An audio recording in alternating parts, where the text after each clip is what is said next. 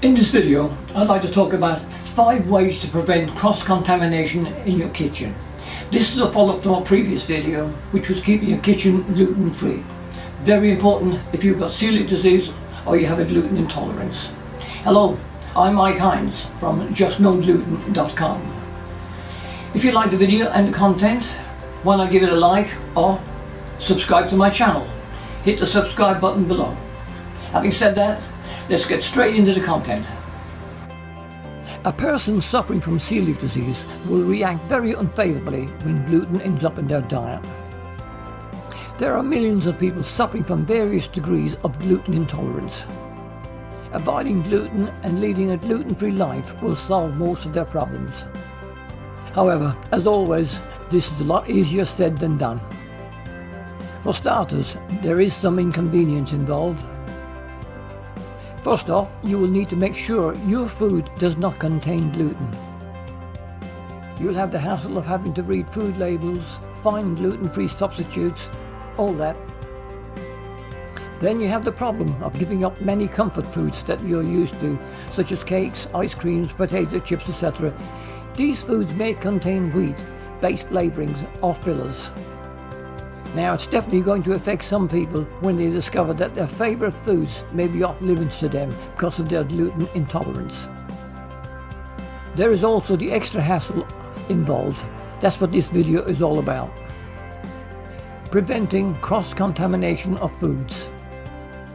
Cross-contamination usually occurs when gluten-containing foods end up mixed with gluten-free foods.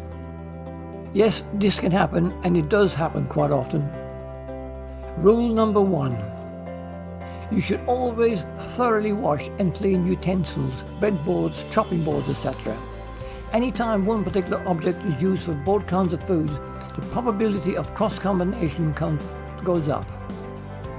I'll give you an example. A knife that was used to cut some whole wheat bread may still have a minuscule crumb stuck to it. Now, if you are gluten intolerant and you use that same knife to cut an apple, for example, it would be inevitable to get some crumbs on the apple, which they will end up eating. So, to repeat, all utensils must be washed before use. Rule number 2. Separate containers should always be used by gluten intolerant people. These containers should be sealed and only contain foods that are gluten-free. You can't share butter, jam, etc. because of the very high probability of someone else contaminating them.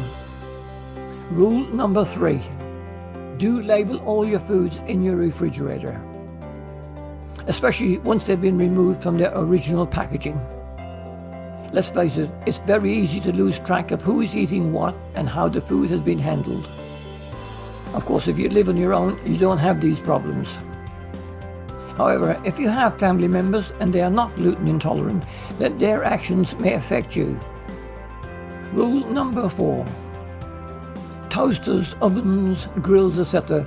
should be cleaned thoroughly before using. If a grill has been used to grill some sausages, for example, the wheat-based filler in the sausages may still be lingering on the grill. And of course, marinades, flavoring, etc. will also be there, and most of these will have wheat-based ingredients. And I repeat, wash them all well before use. Rule number 5. Use separate oil for frying. This is one thing that many people seem to forget. They reuse the oil time and time again and think that it's harmless. If someone in the family fries a burger patty in oil, there will be breadcrumbs, fillers, etc. that will end up in the oil. There is more than very high chance that these contain gluten.